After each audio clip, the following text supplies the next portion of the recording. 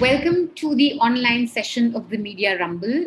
We have a really lovely panel here, and I was just saying before we started recording the show that I wish this was live. I wish this was in person because there's just so much to learn from the panel that we have for you today. We're going to be discussing reporting on the state, reporting on the government, and how it can often land journalists in trouble and how it can be quite tricky these days. I'm going to introduce our panel. We have Erkan Saka, who is an associate professor of media and journalism studies at the School of Communication at Istanbul Bilgi University. He is currently the head of the media department. His recent and current research topics include disinformation, citizen journalism, social movements, digital web archiving, and internet histories, among other topics. And he's a long-time political blogger and a coordinator of a local TV show on social media. So this TV show that you have, that's on which platform? At the moment it's on YouTube, but it started in a local TV show. Really, it was but then gradually now I moved to YouTube. Great. Apparently, from what I read from research, a lot of young people are now consuming their news on YouTube and are shifting away from television channels. So you're in the right space. Yeah. We have welcome Saka. Thank you for taking out the time with us. Roel Raymond, who's an independent journalist based in Sri Lanka. She joins us from Colombo. And she has worked in the private and public sector with a variety of media, radio, newspaper, and television and digital. Welcome, Roel. Thank you for joining us. And Thank you so much for having me. We have Amber Shamsi. She's director of in journalism at the Institute of Business Administration. She's an award-winning multimedia journalist, a political commentator, certified e-trainer, and a free speech advocate. We need them. She hosted 3 news and current affairs shows on mainstream Pakistani news channels and continues to appear on international and national television channels as a political analyst. Thank you so much for joining us, all 3 of you, in your varied time zones, making the time out to speak for us. Yes, lovely to be here. I think what I want to start with, and especially for an audience which isn't very acquainted with, what journalism is like in Sri Lanka, in Turkey, in Pakistan, is to just get a little bit of an overview of some of the biggest challenges journalists face in your respective countries. So maybe I could start with Roel because Sri Lanka has been in the news. We know it's been a really tough year for the country. You've seen people's protests, uprising, government going, a new government coming. And there were fears when the Gotabaya government, came to power, Rajapaksa Gotabaya's government, that this would not augur well for journalism. There were fears that this could mean a crackdown on, dissenters or journalists who were seen as critics. So do you want to tell us a bit about that? Hi, yeah. So basically, I've worked most of my life under the Rajapaksas. And the Rajapaksas are known to be people who are a family that stifles dissent, stifles any kind of civic space. And most of my life has been working in those conditions. So I think one of the prime issues that journalists face today in Sri Lanka still is self-censorship more than anything else, because with years of having to work in this sort of environment, we've sort of learned without even having been told, crops of younger journalists just continue to self-censor. And when Gotabaya Rajapaksa came in as president, this is in 2019, after a brief period of 5 years in which the Good Governance government came in, and this was following 10 years of Rajapaksa, his brother, Mahinda Rajapaksa. So when Gotabaya came in, we did obviously think that there was no chance that we would in any way be able to break free from the shackles that had already been placed on us. But the Aragalaya that happened this year, and by Aragalaya, I mean, it's the Sri Lankan word for people's struggle. Yes. So when the Aragalaya happened this year, this was the first time ever in my entire career, which isn't very long, certainly, but in my career that I actually felt some sort of hope, where I felt that people were really pushing back against the Rajapaksas in particular, against state repression, against corruption, against everything that sort of characterized the Rajapaksa government. So as many of you already know, the Aragalaya is shut down pretty much. There's a lot of suppression against activists and not yet journalists, but I think the suppression sort of covers a lot of people who are citizen journalists. So we're talking about people who are bloggers, people who are on social media, not so much active journalists.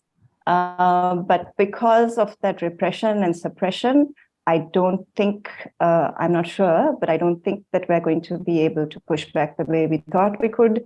And so Sri Lanka's situation today for journalists is pretty much what it was under the Rajapaksa government, even though we have a new president. Wow, okay. And when you talk about citizen journalists, it's mostly bloggers or people who've taken to social media to report on the protests when they were going on?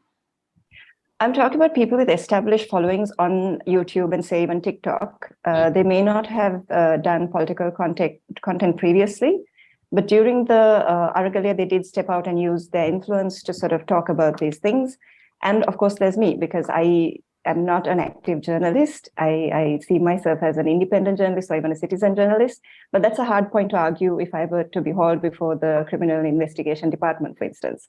So there's this blurring of lines now in media in general and in Sri Lanka in particular.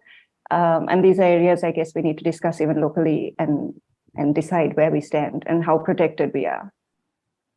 Okay, so self-censorship, you'd say, is one of the key issues that affect journalism in Sri Lanka. Erkan, I was actually reading some of the stuff today on just trying to get an overview of. We know that Erdogan is not really best friends with the media, not really fond of critics, but there's a law in Turkey which says that if you make fun of the president, you can be jailed for 2 to 3 years. And you had a television commentator who was jailed earlier this year. So when you have a law like this, it's so open to misuse. So how does that work, and what do you want to tell us about key challenges for journalists in Turkey today?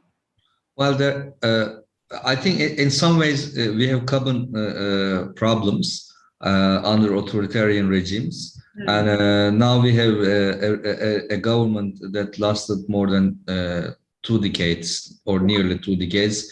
But about maybe next year there will be elections. We will see what happens.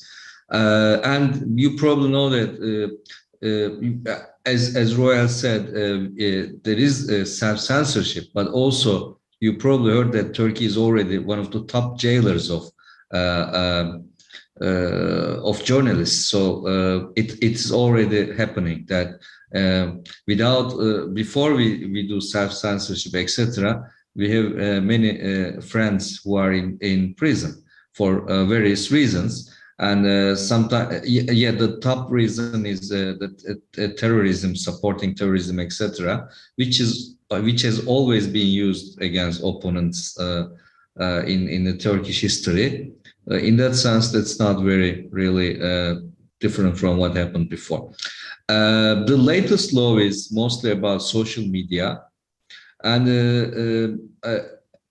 if you again look at the regulations or this kind of regulations all over the world, mostly authoritarian regimes are creating these kinds of laws. Because it's really, I mean, the problem is there. Yes, we have a problem of disinformation, but how can we really challenge this, counter this with making some laws? I don't think so. At least most democratic states did not really start by doing legislations, but authoritarians do that because mostly in the last analysis they do this because they just punish not the fake news but the more right news in a way, and there is corruption there. And so reporting corruption will be even more difficult from now on. In fact, we have already enough legislation which really makes life hard for the journalists, but this is especially for social media. So not only journalists, but also citizen journalists or any citizens might be the target. Yes, there must be some kind of regulations, against provoking information, etc. But I don't think this is the way to go. And there is no, how can I say, collaboration in making these laws with the journalists or NGOs, etc. So someone just in the capital city just decides to make this law, In that sense, it's very dangerous. And about insulting Erdogan, this is another law, by the way. And I think thousands of people are already sued. Some went to jail, some not, but like at least 20,000 people were sued because of supposedly they insulted the president.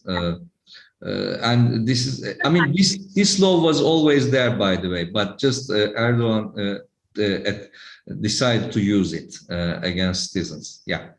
Just for our audience's information, what Erkan is talking about, the draft law, it's a law that the Turkish government wants to come up with to tackle fake news and disinformation.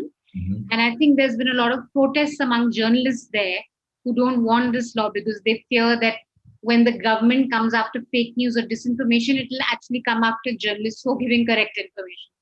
So there's always the fear, even in India, when you have politicians or governments talking about fake news, you wonder who they'll really come after, because in many ways, fake news helps them. It helps the governments, it helps the politicians. Oh yeah, I mean there are there's enough legislation to really sue some of the information creators, which are really provoking people, etc. But no, they are not. They are not. Government is not after them for sure. That's the unfortunate case here. And maybe, I don't know if we will talk, but I'll stop now. But also another issue will be the business models. It's not directly political, but at least government is cutting down some public funding for the journalism. We'll definitely talk about this. Okay, so I will be back for that. Yeah. We'll talk to Amber now. That Pakistan's also seen a bit of political turmoil, uncertainty. You also have journalists who have to grapple with multiple establishments. There's the political establishment, there's the military. So in this environment, how has it been for journalists there for the past few months or year, even the last 1 year at least, when there's been so much political turmoil? I think it's an understatement when you say there's been a little bit of political turmoil. It has been actually a roller coaster ride. And I suspect we still don't know when elections will be held and who will come in and who will determine who comes into power. But that being said, I want to put the current state of the media in Pakistan in a little bit of context, because it's important to remember that out of the 70 plus years that Pakistan has been in existence, about half was under military rule, and the other half, even when we did have political governments, where the military had at least a very a footprint in the political system as well. And I also want to make a distinction between you made it very correctly, that's a very nuanced way of looking at it. When we talk about the state, who do we mean? How do we make that distinction? So political parties come and go, they are temporary. But the state represents the military, the judiciary, and the bureaucracy. These are permanent institutions that have a great stake. And they also represent, I would say, elite capture. I'm not saying political parties don't, but because these are permanent institutions, and the state in Pakistan, as with any state, I suspect, especially post-colonial authoritarian regimes, or at least a mix and match of those, the state always protects itself. And journalists, really, I mean, their journalists are adversaries, because journalists will pull the sort of curtain. During this time, until I would say 1988, when we had the last of that was not the last, but the second last military dictatorship, General Zia, strict authoritarian, proper dictatorial rule, right, in which newspapers had no freedom. 1988, we had Benazir Bhutto and Pakistan People's Party come in, and newspapers were suddenly free to say a lot, particularly in the English-speaking press. And then in 2002, we had Pakistani television news channels opened up as well. And this was under the last military dictatorship, General Musharraf. And again, that was a sort of watershed moment, because it was during the time when with General Musharraf and Pakistani TV channels had a lot of leeway and freedom. And you think of that as contradictory with the military dictatorship, but I'm not going to go into the whys. Eventually, the media, or the media that was created under General Musharraf, also led to his downfall, because you had the lawyers' movement that asked Musharraf to step down as a military dictator, being covered live on television. The clash between the judiciary and the military establishment was also covered live on television. There was a lot of freedom. Pakistan or Pakistani media or Pakistani journalism, there's that vein of dissent, of resistance, of the love of freedom of expression. So it's always pushed back in some way or the other. Whether it was leaving pages blank in General Zia's time, just because he had censored some news article or the other. Even now, I think since 2008, when we had another round of civilian rule, or at least civilian rule that had the shadow of the state or the military establishment over it, there was a lot of freedom. That freedom, 2016, 2017 onwards, has slowly been eroded. And why and how is, I'll touch upon it briefly. I don't want to go into, obviously I will have more to discuss, partly because of the business models. It's easy to control where the money is coming and going, and that is through advertisement, it's through circulation, it's through distribution of television, and it's also through indirect methods, such as controlling how private advertisers, where they're placed as well. And this we saw in a lot of news organizations that sort of went against the military rule or line at that time, or the establishment or the state at that time. The other way is obviously infiltration. So it's also very interesting where a lot of journalists, especially influential journalists in mainstream media, had a lot of access to the state and its resources, especially to go against political opponents or that needed to be cut down to size. So they were fed a lot of stories. They were, they got placed in high placed channels. So there's a lot of infiltration that happened as well. Several ways to control. What's happened as a result, and I would say that, for instance, Reporters Without Borders, Pakistan has consistently fallen down the rankings in the last few years. I myself went up against a civilian government and the state at that time, and was asked to leave my channel. My producer had several sedition cases filed against him. So cybercrime laws that were introduced from our colonial. Absolutely. And cybercrime laws as well, they're used against him. This is just my personal experience, but there were other journalists, people I know who were either picked up or who were shot at, or who were attacked in their homes, or many multitudes who had cases filed against them. One particular, I would say, because there's a great deal of polarization as well. So one particular group of journalists or news channels that were targeted before Imran Khan lost power is now another group of journalists is being targeted now that Imran Khan is no longer in power. Those journalists who are favorable, leaning towards Imran Khan. So polarization, control of the state, it's also led to the self-censorship that Roel was talking about, which, for journalists like myself who started our careers, many, many years ago, we can't think of it that young journalists now do, unfortunately. And I think I hope we can talk about it, but the definition of a journalist is something that's also sort of debated within Pakistan as well. I'm going to stop here and let you ask more questions. That's pretty interesting because you touch on the definition of journalism. I think it's those populist leaders with an authoritarian bent or outright authoritarian to define themselves as the country. So talking about themselves or being reported on the government or saying something that is adversarial to the government is immediately now shown as you're saying something against the country. So you're anti-India, you're anti-Pakistan, or you're anti-national. If you're a journalist who's really questions to the establishment, then that's been one of the big problems for a lot of journalists who function, whether it's in the way of troll attacks or general public perception. But I think, so business models is something very interesting that you guys touched on, and I want to come to that a little later, but I just want to first ask you guys that within your countries, and feel free to take this up, whoever you'd like this, when you have a government that's very careful about controlling narratives through mass media and wants to have a strict control on how they're reported on, they cultivate generally a set of channels or a set of media organizations that then work as their propaganda arms. And when you have that, then you have a situation of where that propaganda arm would attack independent journalism, so to speak. So you have a media which basically operates for the state, attacking independent journalists or calling them anti-nationals, like I said, or asking them to be jailed in some instances. Do you have that in, say, Turkey or Colombo or Pakistan? If any one of you would like to step in on that, please go ahead. So I think it's interesting where in Pakistan, the defender of not just our physical boundaries, but the ideological boundaries was considered to be the permanent institutions, that it's a state. They were the most national out of all of us. The rest of us, the dissenters, the journalists, the political parties, where we were just the wrong side of national, right?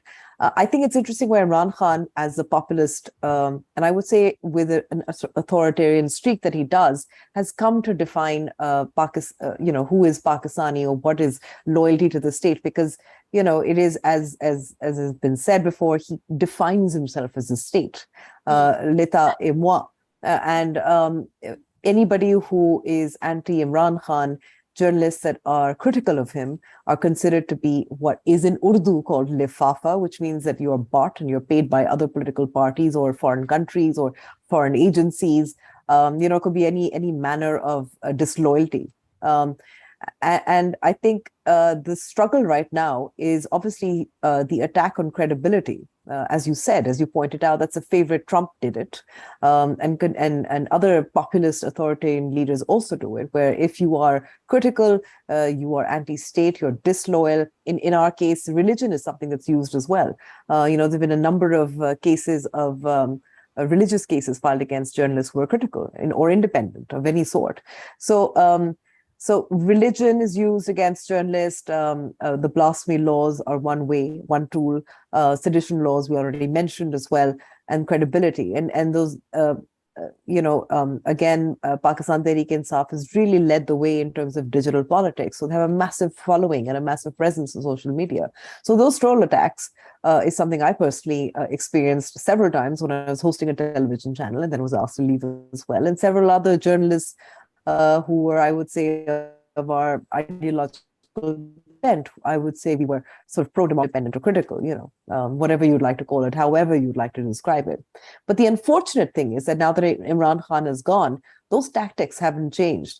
Not just because Imran Khan continues to use those against, in opposition while he's out on the roads, but also by the state itself. Those same tactics are being used against channels that were favorable or had curried favor with Imran Khan, Pakistan Tehreek-e-Insaf. They saw that their business was flourishing. They had gotten favors. They had gotten access. They had gotten all those lovely, delicious things that journalists sort of seek to have, which is access to power or power itself, fame, glory, money. I'll go to Roel. Is that something that you would say happens in Sri Lanka too, where you have a media which is friendly to the state, which is then used to attack any sort of independent journalism? So basically a phenomena where you see media attacking the media. Not really, no. We don't have it that way. What we do have is the state media. There are 2 television stations, and the 2 television stations have always been the sort of unofficial propaganda arm of the government.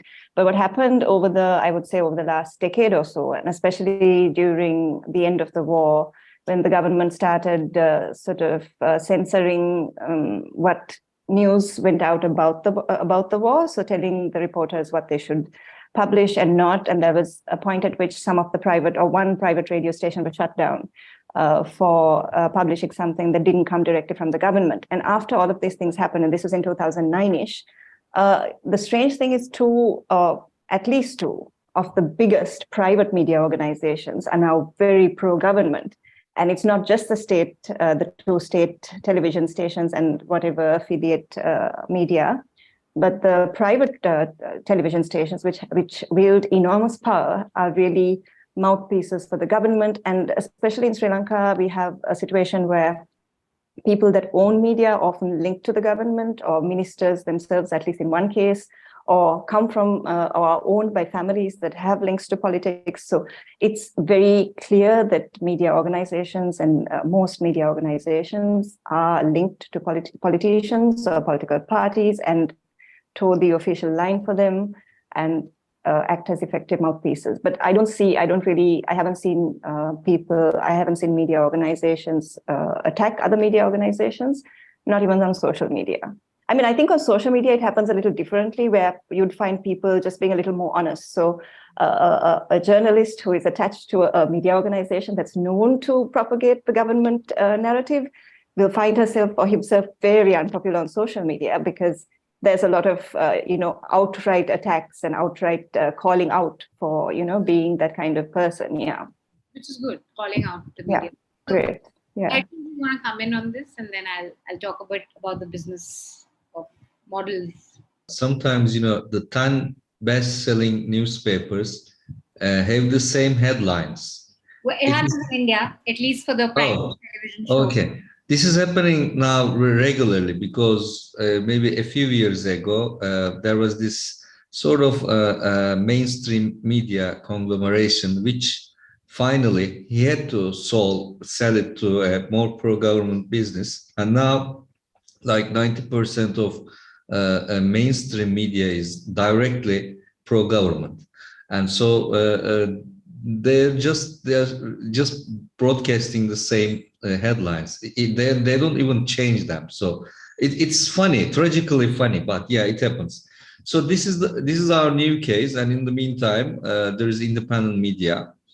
As Roel said, maybe there is not, and I don't see many explicit cases of infighting there, but we hear a lot that there is some kind of pressure on independent media or anti-government media, that the moment they get some advertising, the companies are targeted by other pro-government media channels. So they don't give advertising anymore.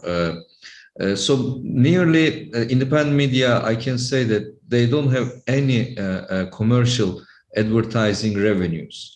And there used to be a system that government made it a sort of autonomous entity, press entity, that would sort of allocate some public fundings to all media. There, we see that now in the last couple of years, most of the financial punishments are against the independent media, so they don't get any public funding too. So it gets very, very difficult for them. And then now we have these international funds. And most independent media relies on these funds. And of course, the moment you get those fundings, even if you are totally transparent, you will be labeled as a sort of a traitor. Not always explicitly. Yes, exactly. Foreign agents and stuff. And this is also told by pro-government columnists. And I'm expecting that in the next months, this will be even more intense, that because this is the only source that many media outlets can survive with these funds. And so this is the case, the latest case, I can say. I think so. The big problem here really is also, or a big concern for journalists who've at least entered the profession to do journalism, good old holding power to account, is the business model. Now, if you're going to have a media that's going to depend on government advertising, it's very hard to then turn around and start questioning the government that is really financing your existence. And then, of course, like Erkan said, that the other thing is to go via the corporates. If I'm getting corporate funding and I'm not, I'm making life difficult for the government of the day, you can attack my funder. So, Roel, in Sri Lanka, and especially over the past 1 year, because there's also been hyperinflation in the country, that would have put a lot of stress on media entities. Have journalists, how big a concern is this business models?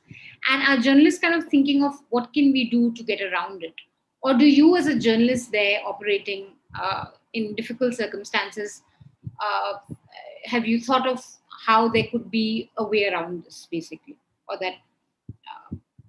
Or do you think that this is just something that we're going to have to live with, this government control via advertisements or via fixing? I mean, Yeah, it's actually it doesn't, I mean, it's not just about journalism or journalists or media organizations. It's actually a larger problem because even the corporates don't want to get involved if you're a media organization that is going to be hitting hard at the government or holding the government accountable.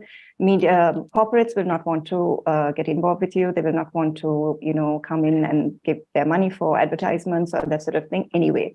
So corporates themselves face that sort of pushback from the government.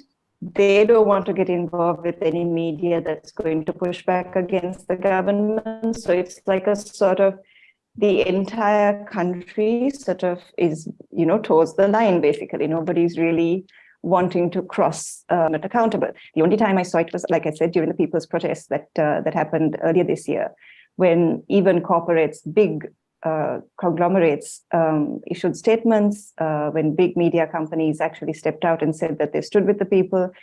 Media companies that don't usually even cover politics and stuff changed strategy and tactics. So there was a change at that point. But until then, this is, like I said, a larger problem where it's not just the media organizations, but corporates and anyone else who wants to survive in this country needs to know that they can't go up against the government in any way. And you'll find a lot of people with business interests want to keep it that way as well, because they have, business to run, profits to make, other people to take care of. As for media organizations themselves, again, that applies to them. It's safer to not go up against the government because you're running a organization at the end of the day, a for-profit. As always, this happens everywhere in every editorial. You'll find the clash between editorial and management, and that sort of thing happens generally across the board. But it's sort of given that you are going to ultimately toe the company policy or listen to whatever the company policy is, even if your editorial stance is different, or even if you feel that you are duty bound to report on certain things, you have to do what the company wants you to do. Social media has given many people an outlet that they haven't had before to report and say things that they want to. And that's a whole other area that really needs to be discussed, I think, in a very separate way. But I think from much earlier on, I worked at the Sunday Leader, where the editor, Lasantha Vikramatunga, was gunned down in 2009, I think that was also. And the way the Sunday Leader was sort of run to the ground was by advertisers being pulled out. So people and that was the beginning of all of this, where, and it started then, and then it just became this sort of people, now you don't even have to tell advertisers to pull out, they just don't. But at the beginning, that was how that organization, that media organization, was run to the ground. Advertisers just stopped bringing in ads, and it became very easy to just make it was unsustainable and had to shut down. So these tactics, I feel, listening to everybody, are being used by all of these countries. Even the responses, even the way people are polarized into calling anyone who doesn't take the nationalist stance traitors, even the labels of being, either working with an NGO or being foreign funded. We've had, where I work, me personally, I've had those attacks. So there's sort of this sort of common theme that seems to run across. All our countries. Yeah. We can almost, it's really amazing, because we have quite a bit of that in India too, where you're labeled, and especially this foreign hand thing, which is the easiest thing for any government to just, raise doubts on, oh, this is a foreign hand, or, oh, you're working for some foreign entity. I think with Pakistan and India, we all get accused of working for each other. Yes. Pakistani agent, you're an Indian agent. So yeah. Also, USA as well, by the way. So there's a lot of anti-US sentiment. That's another easy one to tap into as well. CIA. But for us, it's largely the USA and the CIA. And recently, there was an entire Twitter page. Strangely, it was an attack. It's a Russian attack against the USA, which somehow dragged us into this. And then the organization I work and me, because I'm somehow pushing a US agenda in Sri Lanka. So it just gets very, very convoluted. What are the foreign actors? I think we are all sort of foreign actors here. I just want to quickly follow up with this business model thing that, of course, we know, and I'm sure this is the same story in Pakistan, where you control the media through ads. Is there some sort of a thinking among independent organizations on subscriptions or really going to people or some advocacy around the point that it has to be people who ultimately start paying for news if you want news to serve people, because otherwise it's just going to be in the hands of vested interests. So I think that given the difficulties that many journalists and independent journalists have faced over the last 3 years, relatively recent, it's only now in Pakistan we're behind India, to be honest, in terms of developing the alternative digital media space. Most journalists who were kicked off air or who wanted to say things they couldn't say on television or the mainstream ended up on YouTube instead of creating media startups or media companies, because it was easier and they would directly be monetized. Or they would tap into, as I said before, into political parties, social media accounts, and they could make money from those followings. So increasing the polarization. But in terms of subscriptions, there is only one alternative media organization I know of that doesn't describe it as subscriptions, but at least that they describe it as a contribution, just as The Guardian does, which is we would happy for you to pay as much as you want.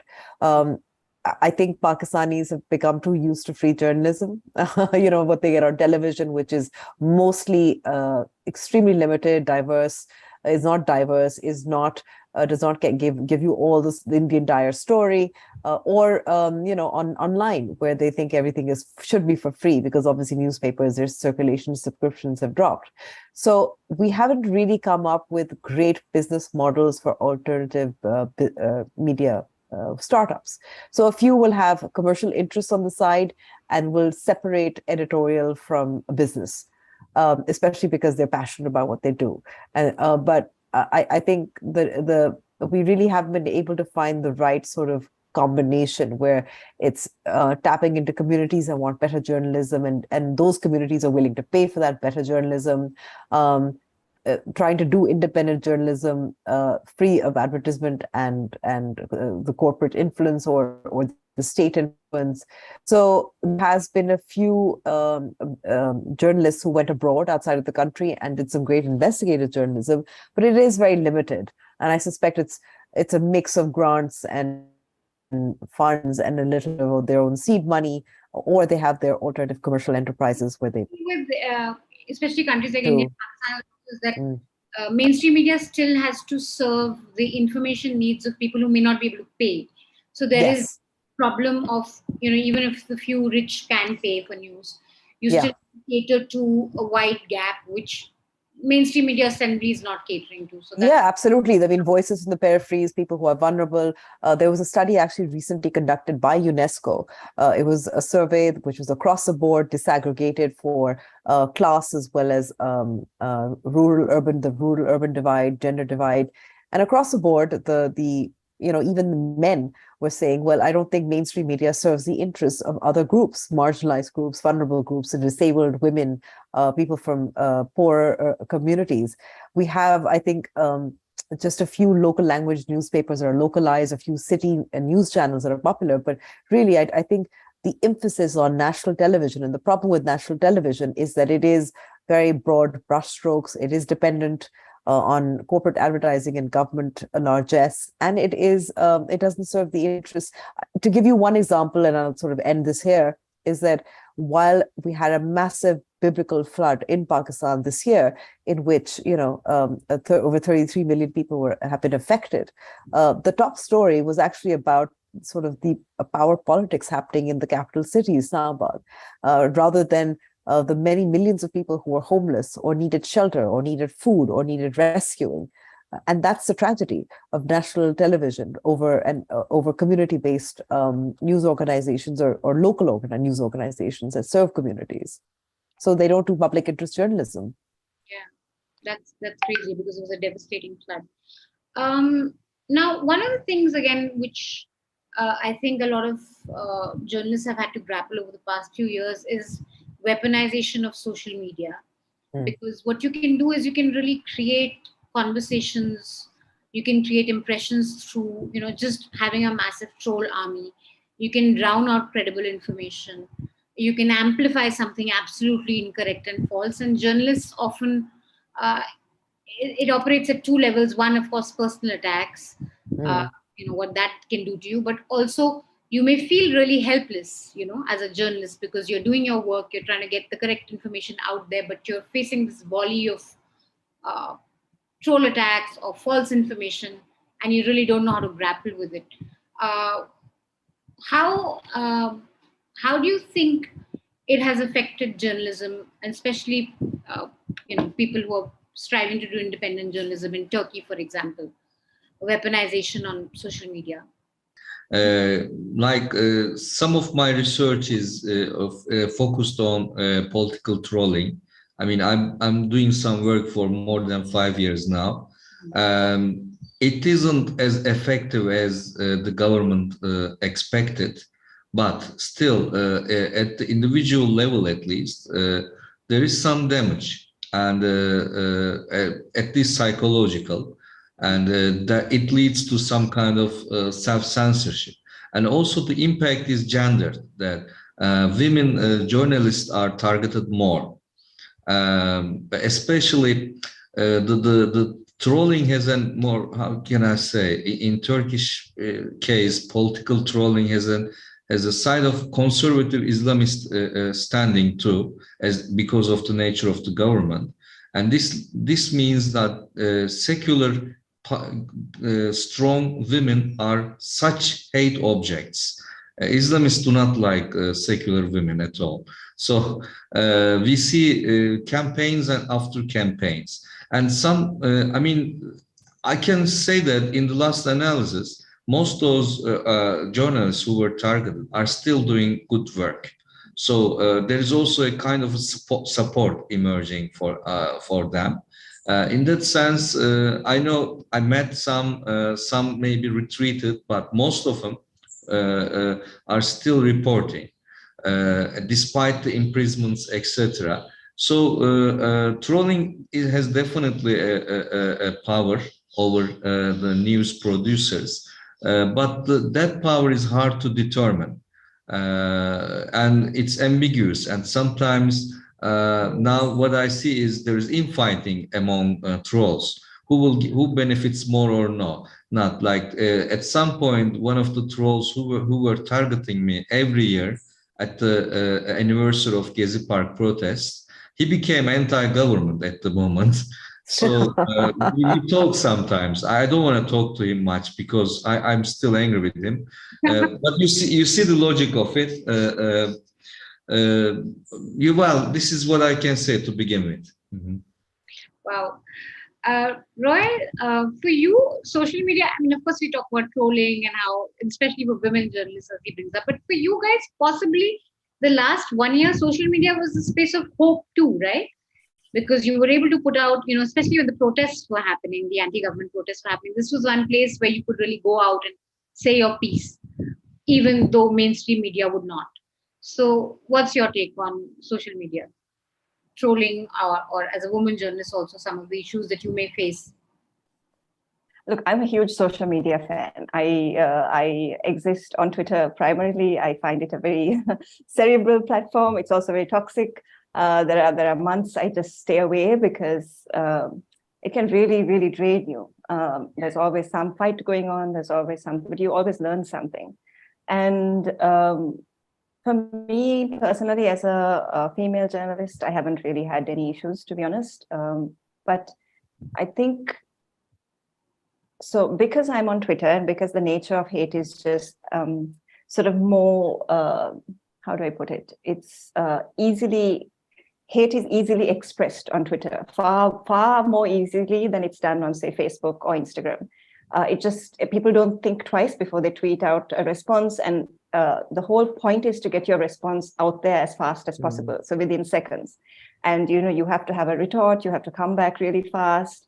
So for that reason, I would like to think that I am rather immune to hate, and have been immune to hate over the especially last 2 or 3 years, because I've had to deal with some stuff, and I thought, okay, I've built myself a good thick skin, I can deal with this. But over the last year, even though social media was used quite by everybody, and that was also a hallmark or a key characteristic of this Aragalia, there were points at which I, while reporting there, could not get bandwidth because the bandwidth was just eaten up by everybody there. Everybody had their phones up. Everybody was live recording. Very often I would have to record on my video and then move out of that area to a place where I could upload. So that was a very key characteristic of the Arga layer. But at the same time, very early on, I mean, it's easy to look back now and think of it as sort of done and dusted and nobody really discusses these things. But very early on during this uprising, I think it was April 3rd, the government, one of the first steps that they took to sort of quell the uprising at that point was to slap on this ban on social media. And immediately a bunch of us, including myself, we filed a fundamental rights case against the government, which is still ongoing. But this was their first reaction to trying to suppress people talking about it. Then the government also tried to suppress social media the second time when people decided that they were going to just not listen to orders for curfew and would go out on the streets on a day that a protest had been planned. But what the government initially started doing was they started doing this whole disinformation campaign, this whole, putting trolls out there. And at one point, how this happened, I don't know, but an anonymous account with over 8 million followers, so that's quite a credible account, said that there was a hype built up about how they were going to reveal, they were anti-government and going to reveal some of the, the Rajapaksas, some of the things that they were up to and the corruption and stuff like that. And among this list of things that they revealed was also little bits of disinformation, including the fact that I had sold shares in the company I work for to Namal Rajapaksa, who's the president's son.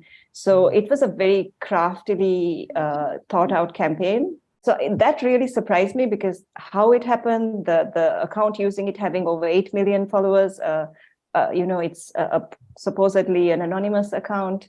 And even then, when I heard about this, I sort of dismissed it. But then the flooding of WhatsApp messages, people asking me if this is true, we had to put out a statement saying that this was not true.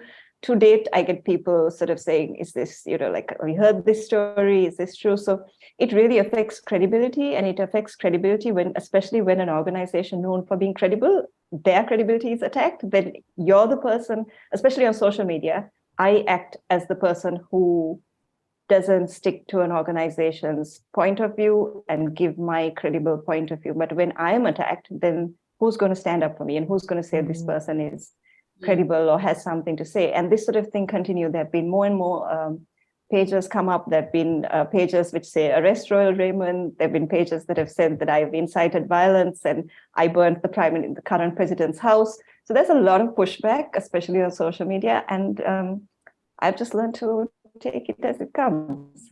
You'll say you're a fan, so you're really strong. Or you're able to see the good in how you can push back using the same medium that is being used against you, basically. Correct. Yeah.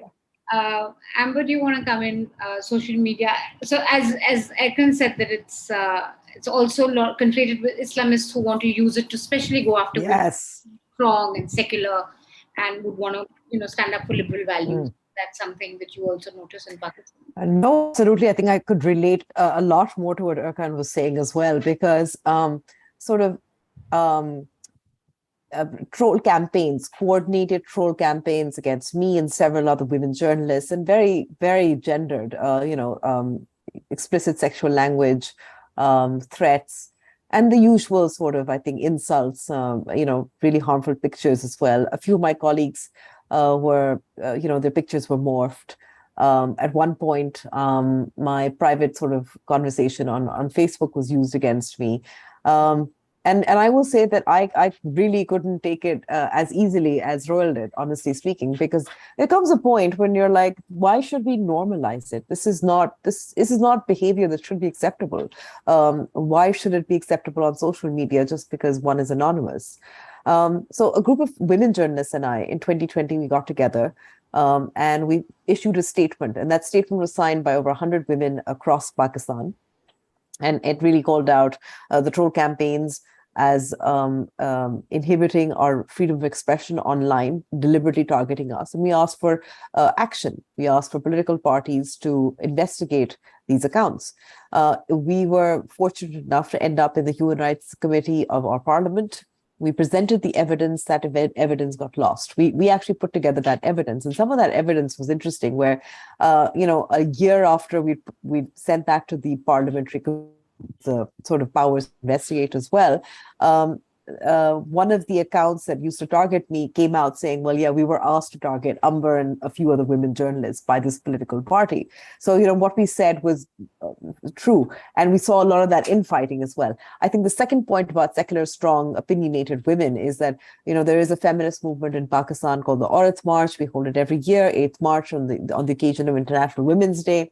If you show support, if you participate, if you speak about it in any way, you get massive online attacks, and to the point of them being dangerous. I know of activists, people I know very well who were involved in the Earth March, who had blasphemy allegations against them, cases filed against them. So, what I think is clear, the danger always is that the online attacks and violence will lead to real life attacks and violence. So these cases are dangerous. Another colleague of mine, I've been fortunate, this hasn't happened to me, yet another colleague of mine, her house was raided at night. So these things, and this is while these online trolling campaigns were happening. So you can see that there's a pattern here. I think that's been very clear. Various governments have tried to control social media.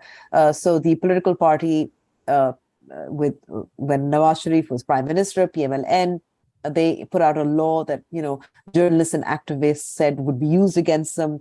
That law was used against them, was used against us. The PTI government as well. I actually was part of a petition that was filed in court against the social media rules and regulations that were obviously, again, attempting to control social media. As a group, unions came out, and even though I would say that the media is very polarized in Pakistan, and yet when the last government tried to implement a regulatory authority that would bring all the media under one umbrella, and as we know that the state wants to protect itself, it uses these laws against dissent. Everybody came together to push back against the law, and we succeeded. So, Pakistani government has tried, again, I think that vein of resistance and dissent and that love of freedom of expression that we have and we can't give back possibly. I think that's really helped in terms of the pushback, because obviously it isn't an openly authoritarian regime as well. There has to be some veneer of democracy. So when journalists push back, international organizations pick it up as well, and it affects our standing internationally as well, including, and I think it's an interesting instrument, which is the European Union's GSP Plus, in which we get preferential treatment in terms of exports, but we have to comply with certain human rights values. So lots of ways in which I think the government tends to be in control, but pushback is really important. Getting together is important. Unionizing is important. I think we all would agree that irrespective of whatever issues social media or trolling may pose, we don't want the government to really be controlling or giving us laws that will ultimately be weaponized against us. Yeah. I think we're running out of time, so I'm just going to have one last question to all of you. We've talked about basically laws that have been used against journalists, of course, the whole social media, ecosystem, and how authoritarians can use, use business models and actual laws to quell journalism. But there has to be something hopeful that we live with. So I want to come to each of you on, what gives you hope on, these are tough times, of course, especially in our countries, but what gives you hope about journalists being able to sort of still fight these issues and come out with the stories that need to come out? Or if you're not hopeful, then you can just say you're not hopeful. Do you want to go first, Erkan? There is a need for quality journalism. And in this sense, I mean, if we were talking 5 years ago, maybe there was less hope. But now all this disinformation and other issues are showing that we need real, journalism. So, and I think even the ordinary citizens are now believing this. Maybe not as much as we want, but there is a good sign as I see. And in the meantime, journalists are resilient people. I'm sometimes surprised to see that. I only did some kind of practicing journalism, but mostly I'm a media professor, and do some blogging.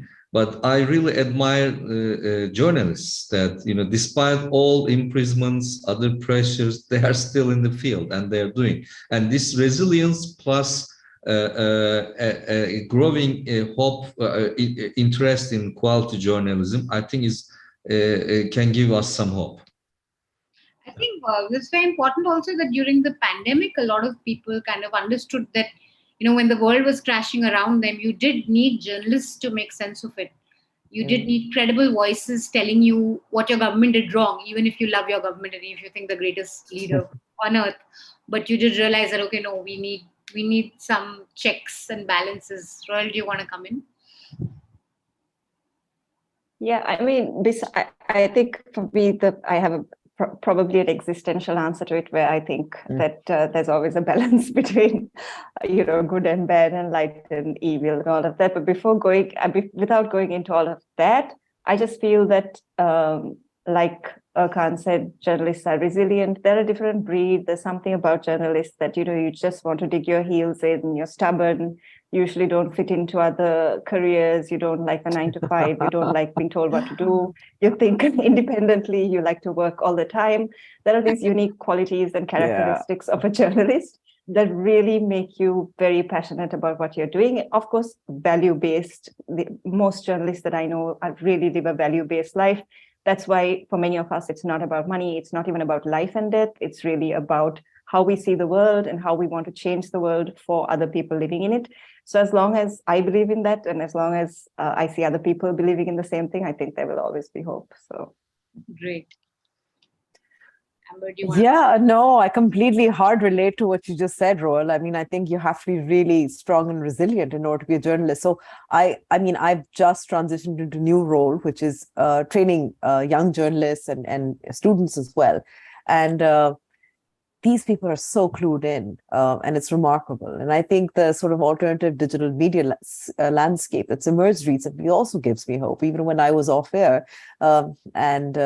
The things that I could say on air was fantastic. It was such a liberating feeling.